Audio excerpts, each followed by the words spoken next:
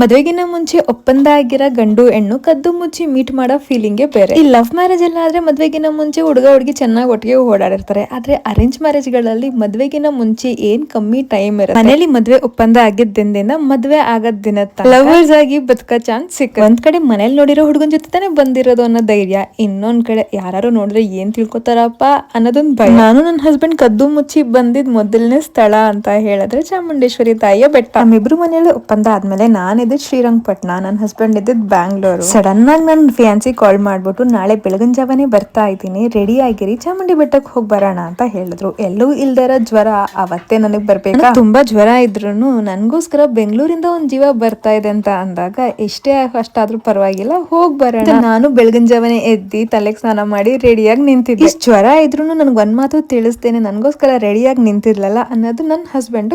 ಮೈಸೂರಿನ ಚಾಮುಂಡಿ ಬೆಟ್ಟ, ಚಾಮುಂಡೇಶ್ವರಿ ತಾಯಿ ಅಂದ್ರೆ ಬರೀ ಬೆಟ್ಟ ಅಲ್ಲ, ನಮ್ಗೊಂದ್ ಎಮೋಷನ್. ನೀವ್ ಮದ್ವೆ ಆಗ್ಬೇಕಾದ್ರೆ ಕದ್ದು ಮುಚ್ಚಿ ಹೋಗಿದ್ ಮೊದಲನೇ ಜಾಗ ಯಾವ್ದು? ನಮ್ ಈ ಜೋಡಿ ನಿಮ್ಗೆ ಇಷ್ಟ ಆಗಿದ್ರೆ ಫಾಲೋ ಮಾಡೋದ್ ಮರಿಬಿಡಿ. Thank you.